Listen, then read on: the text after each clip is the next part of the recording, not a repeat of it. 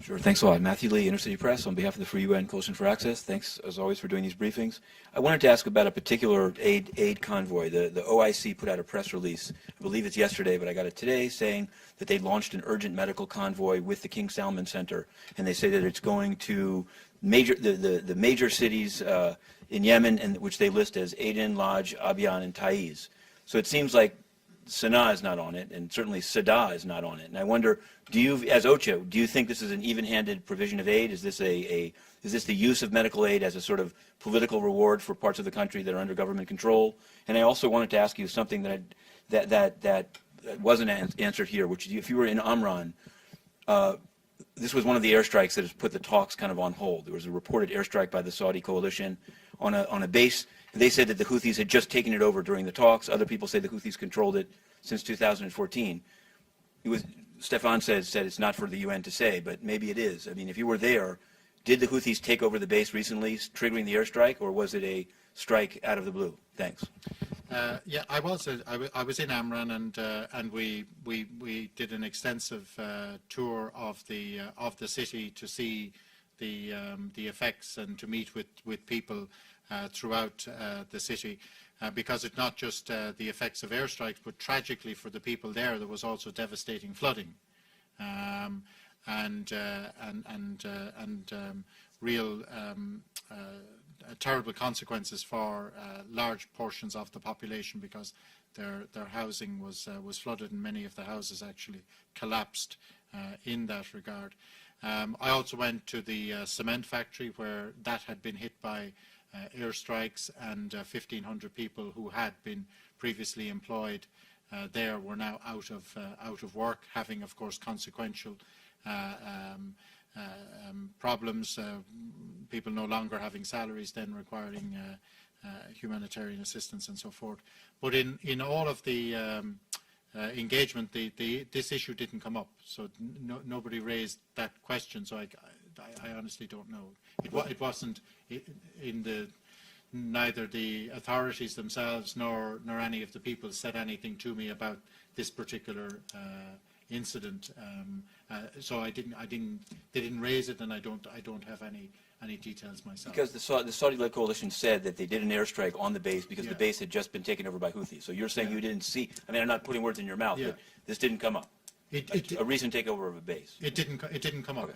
So I therefore sure, absolutely. And what about the OIC convoy? And then on the OIC convoy, first thing is that it's very welcome that the OIC, we've been partnering with the OIC, not just vis-a-vis Yemen, but in many other countries, and we are delighted that they are becoming more operational, and that they deliver medical supplies as they have set out in their press release to areas which are severely in need, is most welcome. I very much take the point about making sure that the entirety of the country is covered.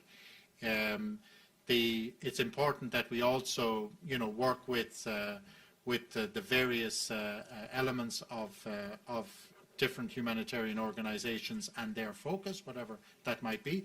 But I do also know that the Saudis have also supported humanitarian interventions through local NGOs in Saada quite recently. That has also been reported, but also witnessed by our humanitarian colleagues there, and also previously in Taiz as well.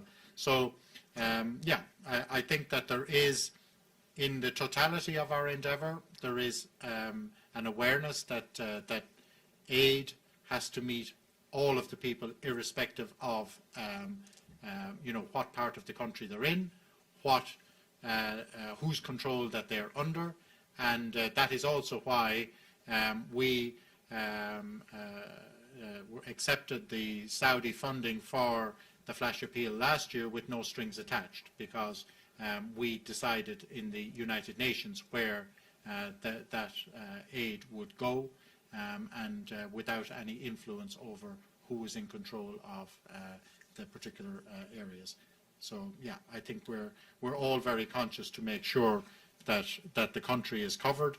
It's obvious that this is covering this particular convoy of support is going to a particular area, and what we have to make sure in the overall coordination is that all areas continue to be covered.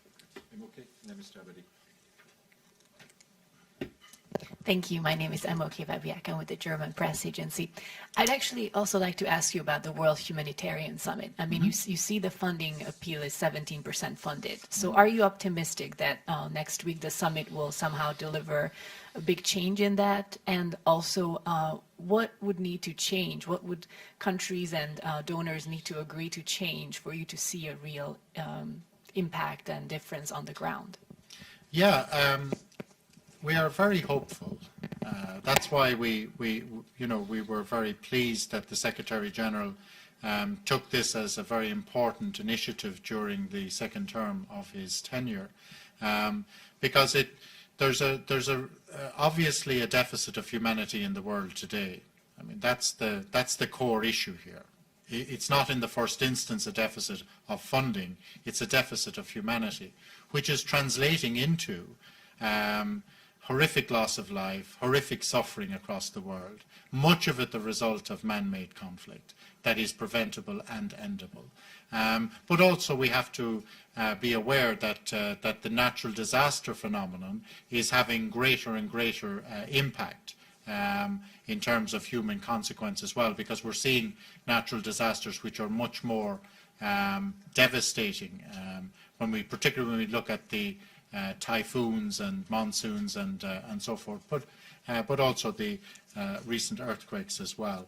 So the World Humanitarian Summit is a moment of reflection at the end of a 3-year process where there was a mobilization across the globe which involved over 25,000 people in a movement to refocus us on humanity and our responsibility to humanity. And what does that translate into? It translates into, hopefully, at the highest level, and that's why it's called a summit, at the highest level, a political reflection that political leaders can and must do better. Okay? The Secretary General has set out an agenda for humanity, which is published in his report, which again was the product of all of these multi-stakeholder consultations. It set out very clearly what he means by an agenda of humanity in some detail, and what it is that we should be doing globally to do better, and how that will benefit the whole world. I mean, that's what this is about. Istanbul is the event where we're looking forward to global leadership, not just political, but also it's a multi-stakeholder event, so it's a huge event that will have over 6,000 participants. It's the first time ever. It's once in a generation, we would say. We will not be having an annual event. It is truly a moment to put us on a new track. And what we're hopeful of is that, yes, that all levels, but starting at the top, will re-engage in a much more active way on this agenda for humanity, which means, in the first instance, upholding international humanitarian law, intervening to